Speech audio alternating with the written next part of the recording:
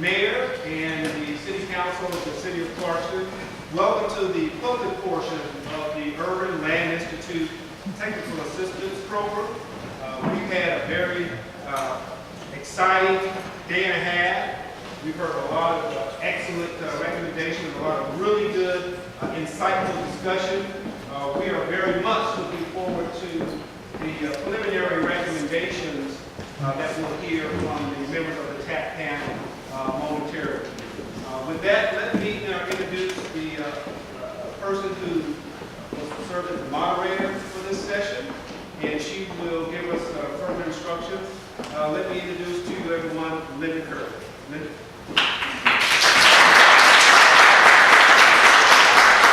It's a real pleasure to be here today. We've had a really busy day full of lots of talk and lots of planning, and that's what we want to convey over to y'all. What I'm going to do first is to tell you a little bit about what our goal was, what our objectives were, what we were tasked with doing in the last day and a half.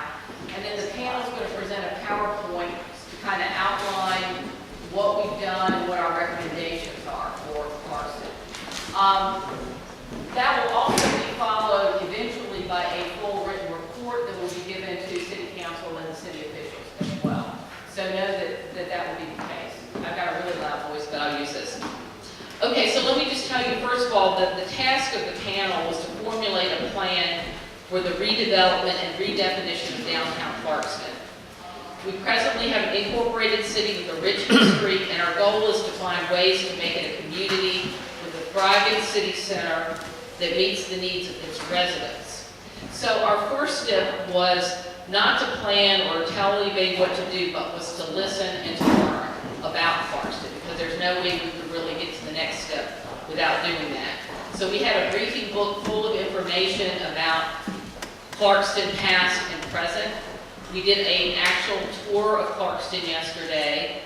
We talked to elected officials and city leaders both last night and this morning. And this morning we talked to 6 stakeholders in the city who came in to tell us their perspectives on what they think about the city now and what they would like to see the city look like in the future. So we took that and we went through a series of objectives that we discussed. And let me just go through a few of those. We assessed unmet retail, entertainment, restaurant, and housing needs of Clarkston residents. We took a look at Clarkston as it presently exists and discussed how it should change. We suggested and evaluated the likely success of various downtown projects that could be catalysts for growth and development in Clarkston. We explored marketing and branding alternatives to attract customers and stimulate downtown development. We did some evaluation of the current public infrastructure and possible improvements to things like landscaping, lighting, streetscapes, and parking. And we also looked at the economic and regulatory policies as to what they look like now and what we could do to change those to possibly encourage downtown development. So it was obviously a busy day. I hope we achieved some of those goals. I hope you all will agree that we have.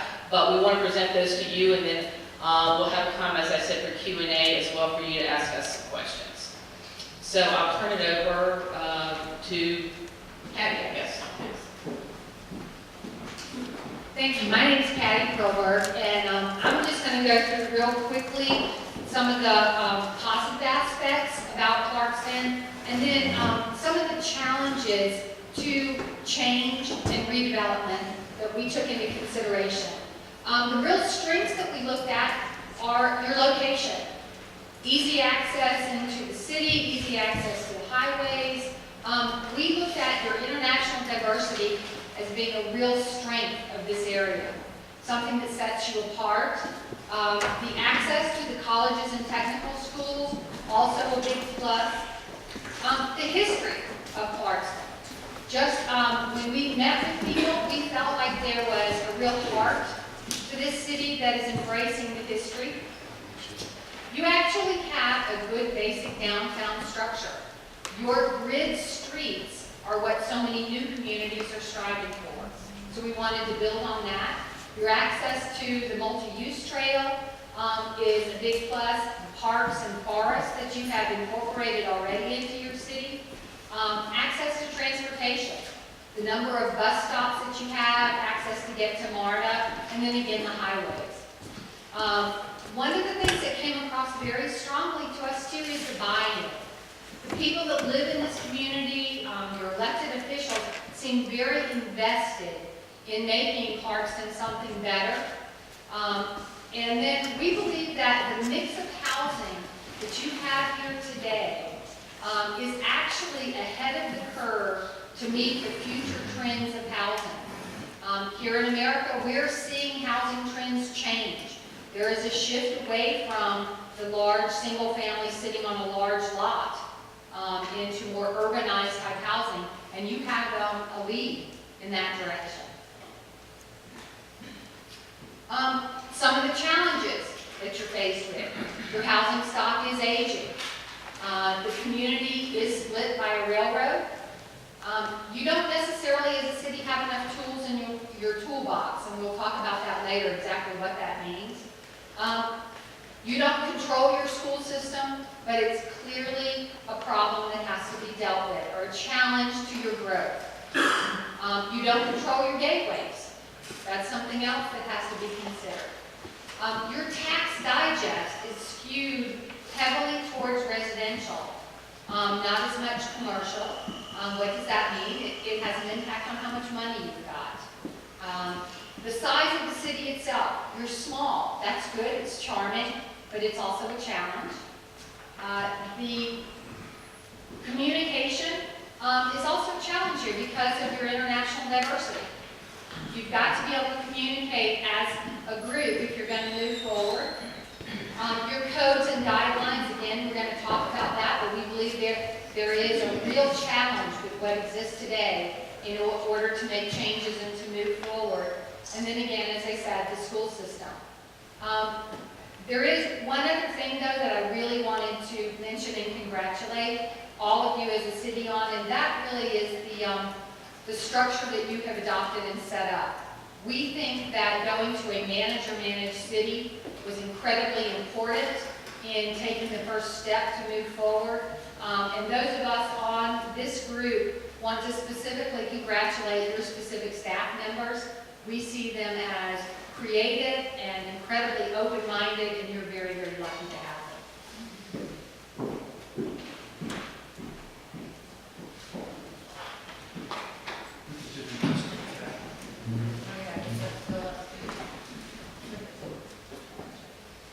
My name is Peter Dry. I'm an architect, urban designer, and landscape architect here in Atlanta. Had the pleasure of working on Clarkston's LCI about 8 years ago, and it's great to have a refresher. And it's also been very encouraging to see that a number of the recommendations that were included in the LCI are still applicable today. Of course, we've been through a great recession, so not a lot happens when that circumstance is the case. But since then, taking a fresh look, it really looks very promising for some good steps towards implementation to take place. The way we envisioned undertaking this is probably very similar to the way a private sector developer would take on big projects like this. And first of all, it is define the collective vision of what you really want to accomplish. So you have a clear picture of what the goal of this effort really is. And so you can always correlate the steps you've taken back towards the end state and gauge your progress towards the end goal. That vision is something that is a continuation of what we've started here. This is where all of you that are the stakeholders, the citizens, the elected officials come together and have a unified vision of where you're going. Because if you're not headed down the same path, you're going to have a difficult time getting there.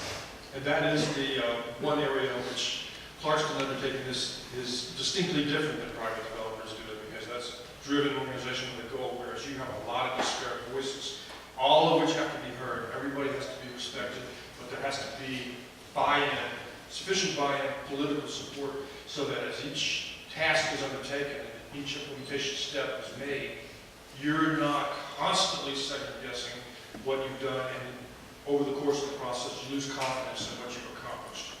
So there's got to be a real sense of enthusiasm and a confidence that this process, in spite of the missteps that will occur along the way, is the right direction to go. In that, I mentioned before the tools that you're going to need. One of the first things that we believe that you need to look at is a development authority. The development authority, for those of you that don't know, is kind of a quasi-government entity.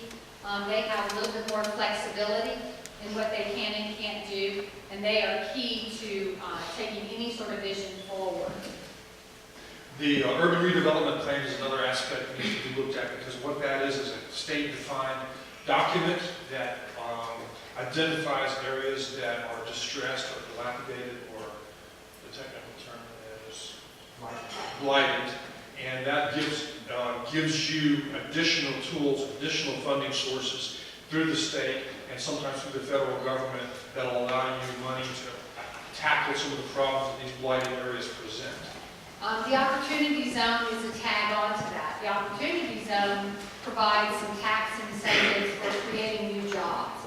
So again, getting those classifications as a redevelopment zone as well as an opportunity can be a big plus for your community. And beyond all this, there are a number of additional grant programs that are out there based on your unique circumstances and on the characteristics of this plan. So we, of course, have a lot of granting agencies active in Clarkston that are helping the immigrant and refugee community, and they have programs that sometimes they're not even taking advantage of yet that might tackle things like job generation, creation, incubation, and so forth in the area of Clarkston. And there are many, many more kinds of grant programs out there that can tackle things like streetscape implementation, public sector improvements, etc. One of the things that you will see throughout our presentation is that we are much more focused on redevelopment. Again, you have a great structure here, and so you need to build on it. And one of those programs has to do with improving facades. It is a mechanism for financing those improvements where private property may not have the ability to.